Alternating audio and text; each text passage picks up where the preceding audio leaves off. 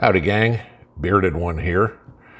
So, little different video today. Let's see what y'all think of this. Okay. So, doing a little bit of research here. It's Sunday afternoon for me, kind of figuring out what I wanted to talk about. A little bit more free time. All of a sudden, I'm on this temporary vacation. So, this is what I was thinking about. We're not all going to survive SHTF. We all know that, okay? I don't think anyone's naive enough to think otherwise, okay? So today I wanted to discuss the 10 preppers that ultimately won't survive, okay? You're going to have to be honest with yourself as I go through this list and you figure out if you fall into any of these categories, okay?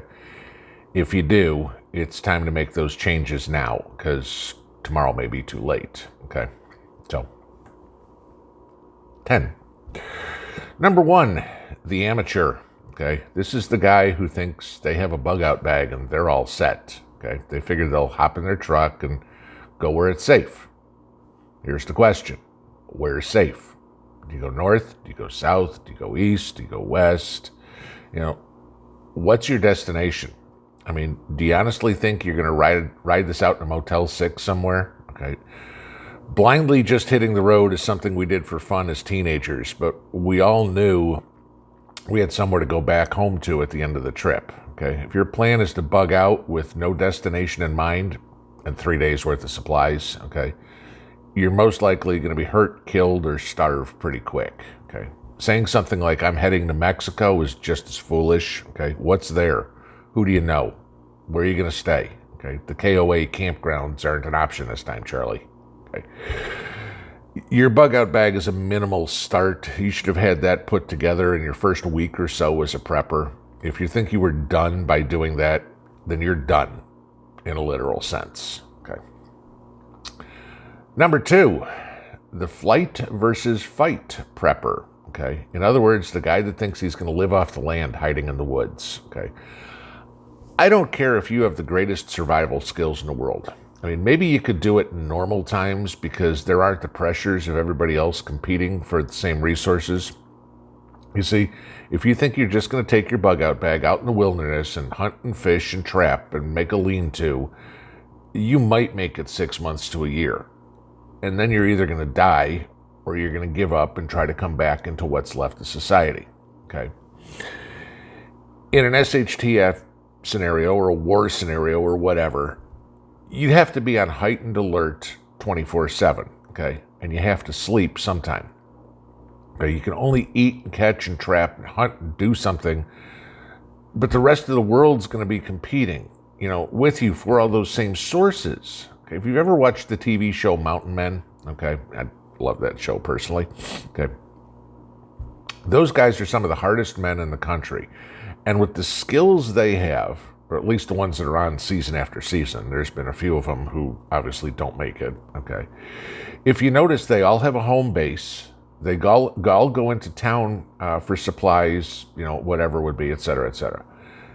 Face it, if that's your plan, the first thing you need to do when you get out in the woods is dig a 6-foot hole, because that's where you're going to be within a year, okay? Number 3, we hear this one a lot.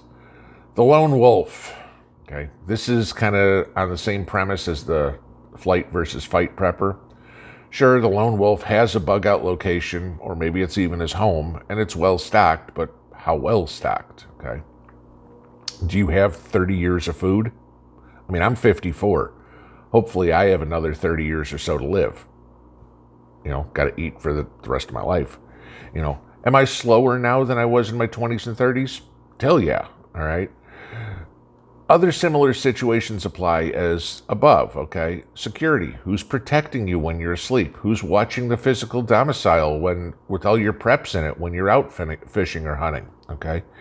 If you get hurt, which will happen, okay, who's going to provide food for you? Who's going to be able to mend your wounds? Think of any group throughout history that survived, okay? The Native American Indians, the Maasai in Kenya and Tanzania, the Mongols in China. They all lived off the land without any modern conveniences, and they thrived, okay? You need to be in a group. And this is kind of the funny part.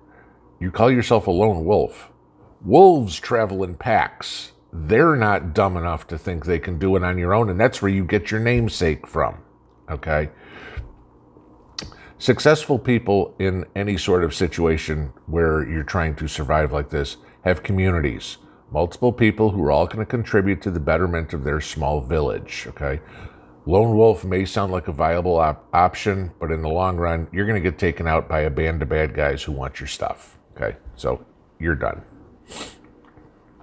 Number 4, everybody's favorite, the marauder, okay?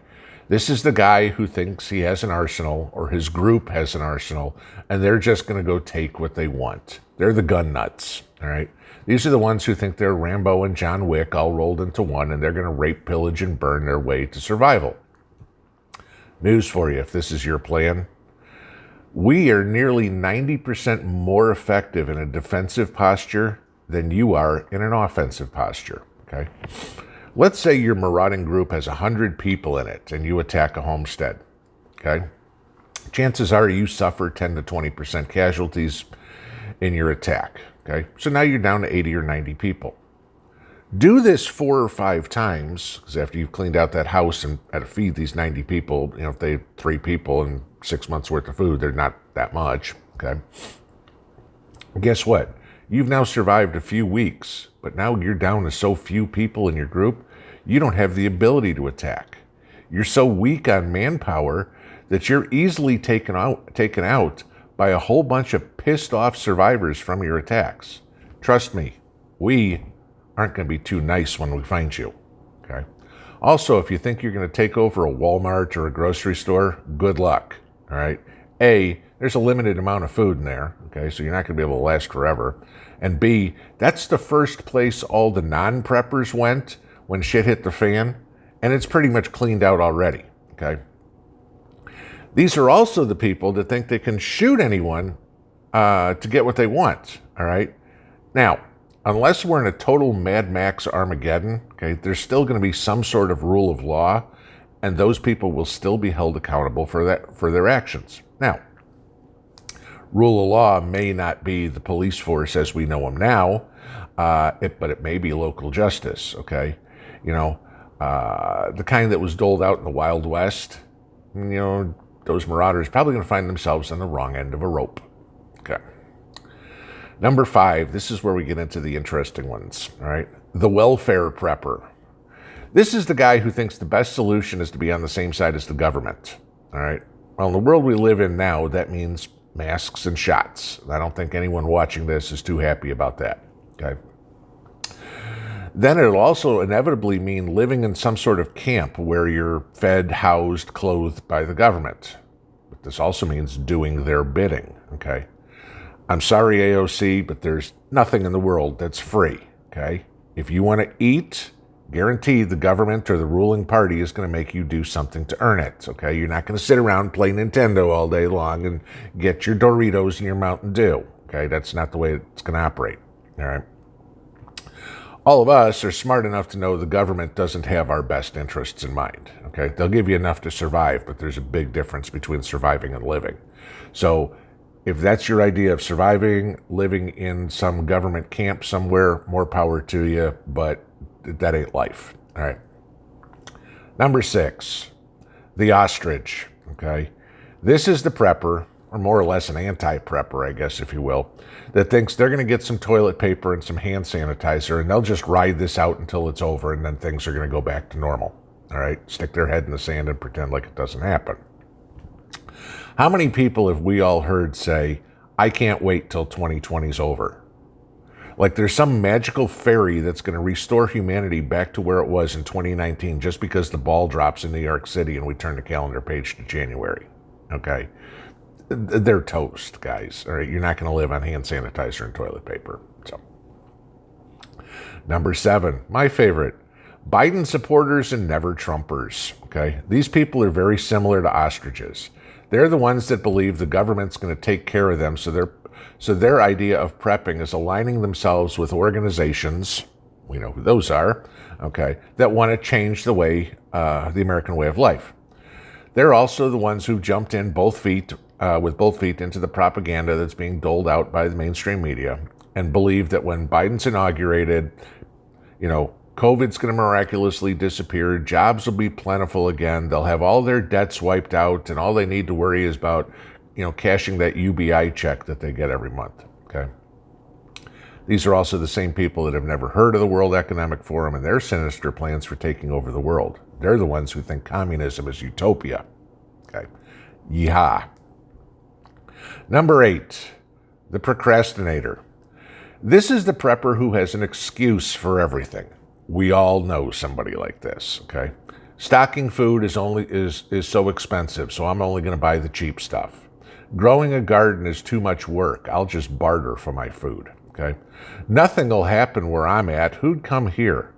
Learning new skills is a waste of time, okay? These are the people that don't have the ability to do anything. They're the why do today what you can put off till tomorrow type people. They may buy a little extra food.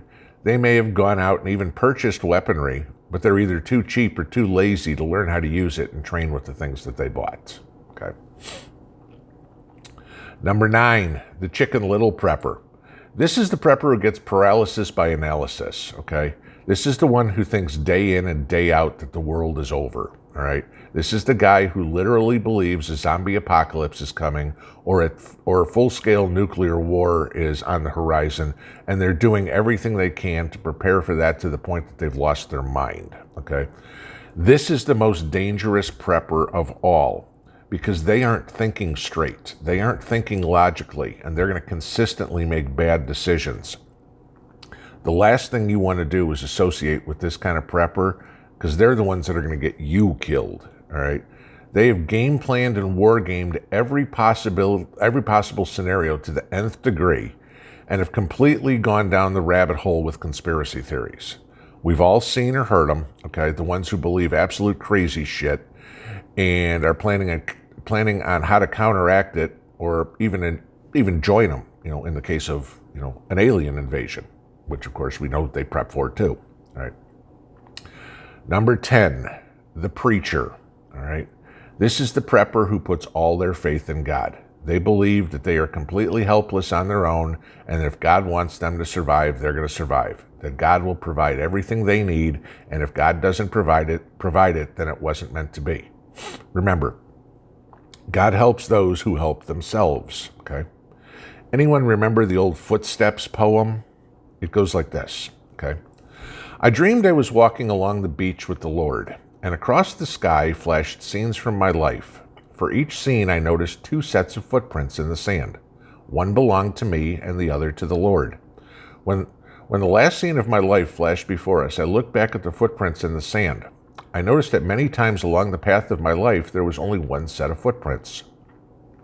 I also noticed that it happened at the very lowest and saddest points of my life. This really bothered me, and I questioned the Lord about it. Lord, you said that once I decided to follow you, you would walk with me all the way. But I have noticed that during the most troublesome times in my life, there is only one set of footprints. I don't understand why in times when I needed you most, you should leave me. The Lord replied, my precious, precious child, I love you and I would never leave you during your times of trial and suffering. When you only saw one set of footprints, it was then that I carried you. You see, you're still responsible for your own existence. God will be there to help, but God also expects you to do things for yourself, okay? The world in which we're heading into is certainly not a pretty one, okay? We got wannabe dictators, oligarchs, and totalitarianists. They're doing everything they can to make it as miserable as they can for us, so eventually we bow down and kiss their feet. There are going to be plenty of people that do that. There will also be plenty of people that perish as well. It's up to you, and only you, to be one of the survivors that comes out of this on the other side in one piece, okay? You see, every totalitarian regime in the history of man has fallen because there are always more good people that fight it than sheep that follow it. You just have to make sure you have your head on straight to live through it. Pinball out.